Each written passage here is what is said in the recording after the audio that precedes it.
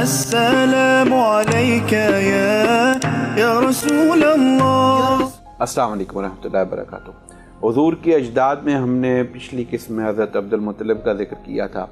آج ہم حضور کے والدین کریمین کا ذکر کریں گے. حضرت عبد المطلب کے 12 بیٹے تھے، جن میں سے سب سے بڑے بیٹے حضرت عبداللہ تھے، اور حضرت عبداللہ جو حضور علیہ السلام کے والد گرامی تھے رضی اللہ تعالیٰ عنہ. حضرت عبداللہ بہت ہی خوش شکل، بہت ہی وجیح اور بہت ہی عزت اور احترام والے فرد تھے حضرت عبد المطلب کے بیٹوں میں. اور آپ کا ایک جو لقب ہے وہ ذبیح بھی تھا. ذبیح لقب کی وجہ کتب میں یہ آئی ہے کہ حضرت عبد المطلب نے جب آب زمزم کی کھدائی کی، آب زمزم غائب ہو گیا تھا دور جاہلیت میں، اور پھر حضرت عبد المطلب کو ایک غیبی حکم ہوا تھا کہ آپ دوبارہ آب زمزم کی کھدائی کریں. اور جب آپ نے آب زمزم کی کھدائی کی، اس میں آپ کے بیٹے حارث صاحب کے معاون تھے، اور جب آپ کو اس میں کامیابی ہوئی تو آپ نے وہاں اللہ کی بارگاہ میں ایک منت مانگی کہ اگر اللہ نے مجھے 10 بیٹے عطا کیے اور جو سارے جوان ہو گئے اور میرے ممد اور معاون ہو گئے تو پھر میں اللہ کی بارگاہ میں ان بیٹوں میں سے ایک بیٹے کا فدیہ دوں گا، اس کی قربانی دوں گا. یہ وقت گزر گیا، آپ کے بیٹے ہوتے گئے، آپ کے بیٹے 10 اور 12 ہو گئے، 10 بیٹے جوان ہو گئے. اس وقت ایک دن آپ کعبے کے صحن میں سو رہے تھے تو آپ کو کسی ہاتف غیبی نے غیب سے یہ آواز آئی کہ آپ کو اپنی منت پوری کرنے کا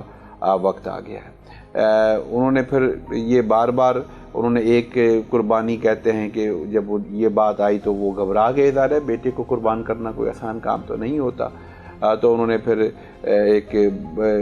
دمبے کی قربانی دی، بکری کی قربانی دی، گائے کی قربانی دی، لیکن بار بار وہ خواب آتا رہا. یہاں تک پھر مجبور ہو کے انہوں نے اپنے بیٹوں کے نام قرہ نکالا، اور قرہ جو حضرت عبداللہ کے نام نکلا. بار بار قرہ حضرت عبداللہ کے نام میں نکلا. تو پھر انہوں نے یہی سمجھا کہ حضرت عبداللہ کو اللہ کی بارگاہ میں قربان کرنے کا وقت آ گیا ہوا ہے. تو انہوں نے اس کا تہیہ اور ارادہ بھی کر لیا. جب آپ ان کو لے کر قربانی کے لیے کعبے کے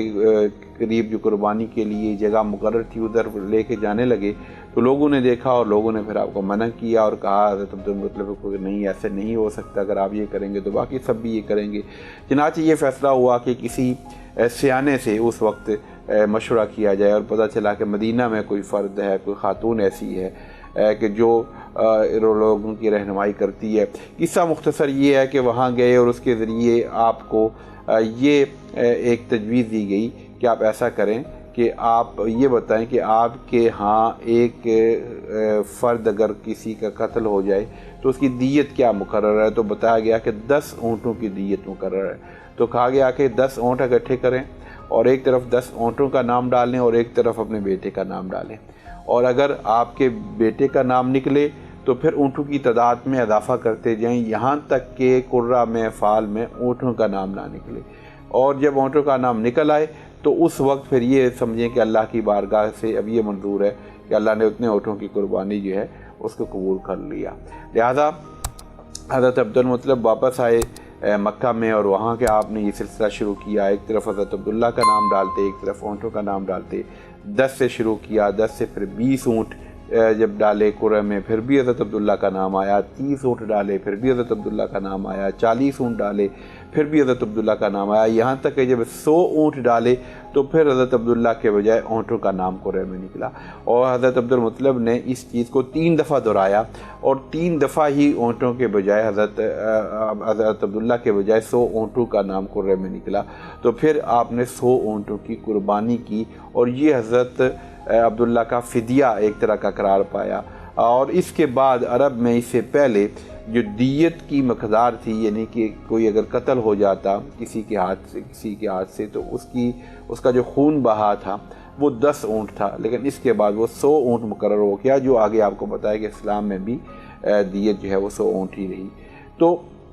یہ حضرت عبداللہ کی اس وجہ سے بہت شہرت ہو گئی. وجیح آپ تھے، بہت خوبصورت تھے. مکہ میں بہت ساری ایسی روایات ملتی ہیں کہ بہت سارے لوگوں نے، خاندانوں نے، خواتین نے آپ کو شادی کی آفر کی، کیونکہ آپ کے ماتھے پر جو ایک چمک تھی، ایک جو روشنی تھی، جو ایک نور تھا، جو حضور علیہ السلام کا چونکہ نور اب دنیا میں آنے کے قریب تھا، حضور علیہ السلام کے نور کے ظہور کا وقت آ چکا تھا۔ وہ نور جو مختلف سلبوں میں، مختلف پشتوں میں منتقل ہوتے ہوتے حضرت آدم سے حضرت ابراہیم اور حضرت اسماعیل، اور پھر حضرت اسماعیل سے بنو عدنان، اور بنو عدنان سے بنو کنانہ، اور بنو کنانہ سے بنو قریش، اور بنو قریش اور قریش سے پھر آگے منتقل ہوا بنو ہاشم میں، اور بنو ہاشم سے حضرت عبد المطلب سے ہوتا ہوا جیسے حضرت عبداللہ رضی اللہ تعالیٰ عنہ کے پیشانی میں، آپ کی پشت مبارک میں وہ نور آیا۔ تو آپ دیکھیے کہ جو سورج کے طلوع ہونے کا وقت آتا ہے تو ساتھ ساتھ جو ہے وہ سورج کے طلوع ہونے سے پہلے اس کے آثار جو ہے وہ مطلع کے اوپر نظر آنا شروع ہو جاتے ہیں۔ اب چونکہ اس نور کے ظہور کا وقت آ چکا تھا تو لہٰذا وہ نور پورے شباب کے ساتھ آپ کی پیشانی پر چمکتا تھا، اس کی وجہ سے آپ کا حسن جو تھا، آپ کی خوبصورتی تھی، وہ ایک فقید مثال تھی، اور لوگ بہت اس کا ذکر کرتے تھے، اور بہت سارے لوگوں نے آپ کو شادی کی آفر کی، رشتے کی آفر کی، خواتین نے بھی اپنی طرف راغب کرنے کی کوشش کی، کتب میں آیا ہے، مگر آپ نے ہر کسی کو رد کر دیا۔ تو حضرت عبداللہ کے بارے میں، آپ کی شادی کے بارے میں جو واقعہ ملتا ہے کتب میں وہ یہ ہے کہ ایک دفعہ چونکہ آپ میں وہ آثار نظر آتے تھے نور کی وجہ سے، تو جو مختلف مسیحی لوگ تھے یا جو عیسائی تھے یا جو یہودی تھے، آپ کو علم ہے جیسے میں نے پہلے ذکر کیا کہ وہ حضرت ابراہیم کی اولاد حضرت اسحاق میں سے ہیں، اور حضور علیہ السلام جو ہیں وہ حضرت اسماعیل کی اولاد میں سے ہیں۔ لہذا بہت سارے یہودی جو تھے یا جو مسیحی تھے وہ آ کے آباد ہونا شروع ہو گئے تھے اس ایریے میں، چونکہ ان کا یہ خیال تھا جو کتب میں مذکور تھا کہ آخری نبی جو ہوگا وہ کھجوروں والی زمین میں آئے گا، لہذا حجاز میں ان لوگوں کا آنا شروع ہو گیا تھا۔ تو جب انہیں کوئی ان کو یہ پتہ چلا، ان کے بعض لوگوں نے جو کاہن قسم کے لوگ تھے یا جو علماء تھے، انہیں حضرت عبداللہ کا نور نظر آیا تو انہیں یہ شک ہونا شروع ہو گیا کہ کہیں یہ نہ ہو وہی فرد کہ جو اللہ کے نبی کا جو نور ہے وہ ان کی طرف کہیں تو نہیں آ رہا کہ بنی اسماعیل میں وہ کہیں مبعوث نہ ہو جائیں۔ لہذا انہوں نے ایک ٹیم بنائی اہل شام کی، مسیحیوں کی، کہ اس بندے کو، عبداللہ کو، اس شک کی وجہ سے قتل کر دیا جائے۔ لہذا ایک دفعہ آپ کہیں باہر جنگل میں گئے کسی کام کی غرض سے، تو شامیوں نے آپ کو گھیر لیا اور آپ کو قتل کرنے کے درپے ہو گئے، اور وہاں پر کہیں سے حضرت وہاب جو تھے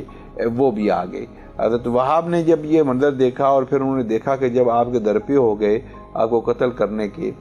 تو پھر کوئی غیب سے لوگ برآمد ہوئے اور انہوں نے ان سب شامیوں کو مار بھگایا، اور اس طرح حضرت عبداللہ کی حفاظت کی۔ جب حضرت وہاب نے یہ واقعہ دیکھا اور آپ کی عزت، آپ کے احترام کا تو پہلے ہی مکہ میں بڑا شورا تھا، تو حضرت وہاب اس واقعے سے بہت متاثر ہوئے، تو انہوں نے اپنی بیٹی آمنہ کو حضرت عبداللہ کے عقد میں دینے کا فیصلہ کیا، اور یہ پھر انہوں نے حضرت عبد المطلب کو اپنی اس خواہش کا اظہار کیا۔ حضرت عبد المطلب رضی اللہ تعالیٰ انہوں نے پھر مشورہ کیا حضرت عبداللہ سے، اور اس طرح سیدہ آمنہ کا حضرت عبداللہ کے ساتھ عقد اور نکاح اور شادی کا معاملہ مقرر ہوا۔ سیدہ آمنہ رضی اللہ تعالیٰ عنہ حضور علیہ السلام کی والدہ ماجدہ تھیں، ان کا ذکر ہم پہلے بھی مختصراً کر چکے ہیں۔ تو آپ حضور علیہ السلام کی والدہ ماجدہ تھیں، اور آپ کا جیسے کہ میں نے ذکر کیا کہ آپ کے والد کا نام وہاب تھا، اور آپ کا سلسلہ نسب حضور علیہ السلام سے جا کر ملتا ہے حضرت کلاب اور پھر حضرت کلاب کے ساتھ، اور اس کا ذکر میں پہلے کر چکا ہوں کہ سیدہ آمنہ رضی اللہ تعالیٰ عنہ کے جو والد گرامی تھے ان کا نام وہاب تھا، وہاب کے والد گرامی کا نام عبد مناف تھا۔ عبد مناف جو ہے وہ زہرہ کے بیٹے تھے، اور زہرہ کے جو والد تھے وہ کلاب تھے، اور کلاب آگے کلاب بن مرہ، پھر آگے وہ نسب چلتا ہے۔ تو حضرت کلاب پہ جا کے سیدہ آمنہ کا جو والد کا نسب ہے وہ حضور علیہ السلام سے مل جاتا ہے۔ اس طرح حضور علیہ السلام کا جو نسب ہے وہ میں پہلے بیان کر چکا ہوں، تفصیل کے ساتھ ہم نے اس کا ذکر کیا ہے، دوبارہ اس کو ریپیٹ کر دیتے ہیں کہ حضور کے والد، حضور علیہ السلام کے جو والد حضرت عبداللہ تھے، حضرت عبداللہ عبد المطلب کے بیٹے تھے، وہ حضرت ہاشم کے بیٹے تھے، حضرت ہاشم عبد مناف کے بیٹے تھے، عبد مناف جو ہیں وہ قصی کے بیٹے تھے، اور قصی کلاب کے بیٹے تھے۔ تو کلاب کے جو دو بیٹے تھے ان میں سے ایک قصی تھے جن سے حضرت عبداللہ تھے، اور جو دوسرے بیٹے زہرہ تھے ان سے سیدہ آمنہ تھی۔ تو سیدہ آمنہ سلام اللہ علیہ رضی اللہ تعالیٰ عنہ کی جو والدہ تھی ان کا نام برہ تھا، اور وہ جو تھیں وہ عبد العزیٰ کی بیٹی تھیں جو عثمان کے بیٹے تھے، جو آگے عبد الدار کے بیٹے تھے، جو بن قصی بن کلاب کے بیٹے تھے۔ تو اس طرح جو قصی پہ جا کے سیدہ آمنہ کی جو والدہ کا جو نسب ہے وہ بھی حضور علیہ السلام کے ساتھ مل جاتا ہے۔ اسی طرح سیدہ آمنہ رضی اللہ تعالیٰ عنہ کی جو نانی محترمہ تھیں، ہم نے یعنی کہ ان کا حضرت آمنہ کے والد کا تو ذکر کر لیا اور والدہ کا بھی ذکر کر لیا، جو ان کی نانی تھیں وہ ام حبیب بن اسد بن عبدالعزیٰ بن قصہ بن کلاب تھی۔ یہاں بھی جا کے یہ نسب نبوی میں مل جاتی ہیں۔ تو سیدہ آمنہ کا سلام اللہ علیہ کے جو والدہ جو تھیں ان کا نام برہ بنت اوف بنت عبد بن عویج بن کعب بن لوی تھا۔ تو یہ بھی یہاں جا کر حضور علیہ السلام کے نسب کے ساتھ آپ کا ذکر مل جاتا ہے۔ تو اس طرح ہم نے دیکھا کہ حضور علیہ السلام کے جو والد گرامی حضرت عبداللہ اور یا آپ کی والدہ سیدہ آمنہ، یہ سارے قریشی تھے اور ان سب کا نسب حضور علیہ السلام کے اس نسب کے ساتھ مل جاتا ہے جس کا ذکر ہم تفصیل کے ساتھ کر چکے ہیں۔ تو سیدہ آمنہ رضی اللہ تعالیٰ عنہ اور سیدنا عبداللہ کا نکاح ہوا اور آپ کی شادی ہوئی۔ شادی کے بعد جب آپ کا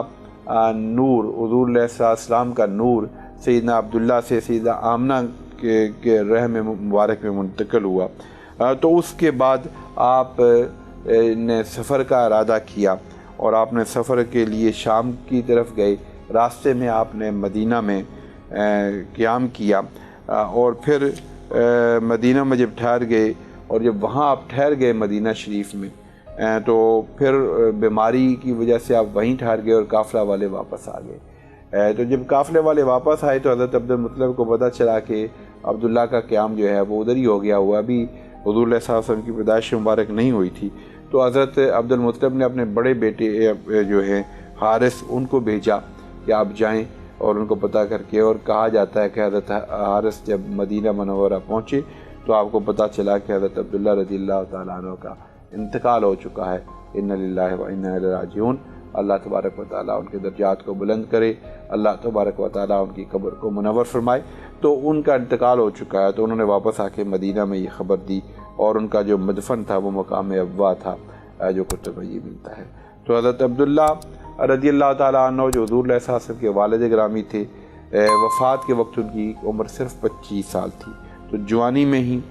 آپ کا انتقال ہو گیا، اور حضور علیہ السلام ابھی شکم مادر میں ہی تھے، سیدہ آمنہ کے رحم مبارک میں ہی تھے کہ آپ کا انتقال ہو گیا، اور اس طرح حضور علیہ السلام کے سر سے آپ کے والد گرامی کا سایہ آپ کی پیدائش سے پہلے ہی اٹھ گیا۔ سیدہ آمنہ کو حضور علیہ السلام کے والد گرامی حضرت عبداللہ کے انتقال کا بہت زیادہ دکھ تھا اور بہت زیادہ غم تھا، اور اس پر وہ اشعار بھی مختلف انہوں نے مختلف مواقع پہ کہے جو کتب میں ملتے ہیں۔ اور ایک شعر کا ترجمہ یہ ہوتا ہے کہ ہاشم کا ایک فرزند بطحا مدینہ منورہ کی جانب، یعنی کہ بطحا کی جانب جا کر چاند کی طرح چھپ گیا، وہ لحد میں بہادر نوجوانوں کی شور و غل میں آہ و بکا کے ساتھ جا کر سو گیا۔ مراد یہ کہ وہ لوگوں کو روتا چھوڑ گیا، اور موت نے جو ہی اس کو پکارا اس نے فوراً لبیک کہہ دیا۔ افسوس کہ ہاشم کے اس فرزند کی نظیر موت نے اب دنیا میں کوئی باقی نہیں چھوڑی۔ ظاہر ہے ان کی نظیر کیسے ہو سکتی تھی، جو نور مصطفیٰ کے امین تھے۔ جب وہ نور مصطفیٰ آپ کی پشت مبارک سے، آپ کی جبین مبارک سے منتقل ہو گیا سیدہ آمنہ کے رحم مبارک میں، تو اب سیدنا عبداللہ جیسا دنیا میں کوئی اور کون ہو سکتا ہے، کیونکہ وہ نور مصطفیٰ تو ایک ہی تھا جو سیدنا عبداللہ کے پاس تھا، تو اس کے علاوہ دنیا میں کسی کے پاس وہ نور پاک ہونے کا امکان ہی نہیں تھا۔ تو لہذا حضرت عبداللہ جیسا دنیا میں کوئی نہیں ہو سکتا۔ وہ یکتا تھے، وہ نابغہ روزگار تھے، وہ ایک فرد فرید تھے جو حضور علیہ السلام کے والد گرامی تھے اور حضور علیہ السلام کے نور کے حامل تھے۔ تو حضرت عبداللہ کے انتقال کے بعد پھر حضور علیہ السلام کی پیدائش مبارکہ ہوئی۔ ہم پیدائش کا ذکر اس سیریز میں نہیں کر رہے، حضور علیہ السلام کی پیدائش کا ذکر میلاد کے موقع پر ہو رہا ہے، ہوتا رہے گا، اور انشاءاللہ اس کا ذکر ہم پھر کبھی کسی اور سیریز میں کریں گے۔ اس سیریز میں ہم نے حضور کے خاندان میں آپ کے آباء و اجداد کا ذکر شروع کیا تھا، تو آپ کے آباء و اجداد میں ہم سیدنا عبداللہ تک ذکر کیا۔ تو سیدہ آمنہ رضی اللہ تعالی عنہ کے ہاں جب حضور علیہ السلام کی ولادت ہوئی تو ولادت کے بعد ابھی آپ بہت چھوٹی عمر کے ہی تھے، 5-6 سال آپ کی عمر تھی کہ سیدہ آمنہ نے مدینہ کا سفر کا ارادہ کیا، حضرت عبداللہ کی قبر پر حاضری کا ارادہ کیا۔ جب حضرت عبداللہ کی قبر پر حاضری کے بعد واپسی کا انہوں نے سفر کیا، ابوا کے مقام پر پہنچی تو وہاں پر سیدہ آمنہ کا انتقال ہو گیا۔ حضور علیہ السلام کے ساتھ ام ایمن بھی جو تھیں، جو حضرت عبداللہ یا حضرت عبداللہ کی ایک کنیز تھیں، وہ بھی آپ کے ساتھ سیدہ آمنہ کے ساتھ گئی تھیں مدینہ شریف کے اس سفر میں۔ تو واپسی میں جب ابوا میں انتقال ہو گیا سیدہ آمنہ کا تو سیدہ آمنہ کی وہاں تدفین کر دی گئی، اور پھر ام ایمن کے ساتھ حضور علیہ السلام جو در یتیم حضور علیہ السلام واپس مدینہ تشریف لائے، اور آپ حضرت عبد المطلب کی کفالت میں آ گئے، جن کا ذکر ہم تفصیل سے کر چکے ہیں۔ اور حضرت عبد المطلب رضی اللہ تعالیٰ عنہ کے انتقال کے بعد پھر آپ سیدنا حضرت ابو طالب کی کفالت میں آ گئے۔ حضرت ابو طالب آپ کی چچا تھے، جن کا مختصر ذکر ہم نے کیا، تفصیل سے ذکر نہیں کیا، لیکن حضرت ابو طالب حضرت علی رضی اللہ تعالیٰ عنہ کے والد گرامی تھے، اور آپ نے حضور علیہ السلام کی کفالت کی، آپ نے حضور علیہ السلام کی حفاظت کی، آپ نے حضور علیہ السلام کی مدد کی، آپ نے حضور علیہ السلام کی معاونت کی، آپ نے حضور علیہ السلام کو ہر طرح کے ظلم سے بچایا، یہاں تک کہ جب سارے کے سارے قریش نے آپ کا بائیکاٹ کر دیا تو حضرت ابو طالب نے آپ کا ساتھ دیا۔ جب سارے قریش دشمن ہو گئے حضور علیہ السلام کی بعثت کے بعد، آپ کے دعوی نبوت کے بعد، آپ کی پیغام توحید لوگوں تک پہنچانے کے بعد، قریش سارے کے سارے دشمن ہو گئے، سارے بنو امیہ دشمن ہو گئے، بڑے بڑے سردار آپ کے دشمن ہو گئے، یہاں تک کہ آپ کا ایک چچا ابو لہب بھی آپ کا دشمن ہو گیا۔ تو جو آپ کی ڈھال بن کر آپ کے ساتھ کھڑے رہے وہ حضرت ابو طالب رضی اللہ تعالیٰ عنہ تھے۔ نہ صرف آپ نے آپ کی کفالت کی، آپ کو پالا پوسا، آپ کو بڑا کیا، آپ کو جوان کیا، آپ کی شادی سیدہ خدیجہ الکبریٰ رضی اللہ تعالیٰ عنہا سے کروائی، بلکہ بعثت کے بعد ہمیشہ آپ کے مددگار رہے، آپ کے معاون رہے، آپ کے محافظ رہے، آپ کا ساتھ دیتے رہے، ہر ظلم جو آپ کے اوپر مکہ کے لوگ روا کرتے تھے اس کے راستے میں رکاوٹ بنے رہے حضرت ابو طالب رضی اللہ تعالیٰ عنہ۔ یہاں تک کہ جب حضرت ابو طالب کا انتقال ہوا تو حضور علیہ السلام نے اس سال کو عام حزن کہا۔ اسی طرح حضور علیہ السلام کے چچا جو ہیں حضرت عباس جو تھے وہ فتح مکہ کے موقع پر فتح مکہ جنگ بدر کے موقع پر مسلمان ہو گئے تھے، اور آپ نے بھی حضور علیہ السلام بھی ایمان لے آئے، اور حضرت امیر حمزہ جو رضی اللہ تعالیٰ عنہ تھے حضور علیہ السلام کی چچا، آپ نے ان کا ذکر سنا ہوا ہے، وہ تو حضور علیہ السلام پر اوائل دور میں ہی ایمان لے آئے تھے، آپ کے ساتھ ہجرت بھی کی، اور جنگ احد میں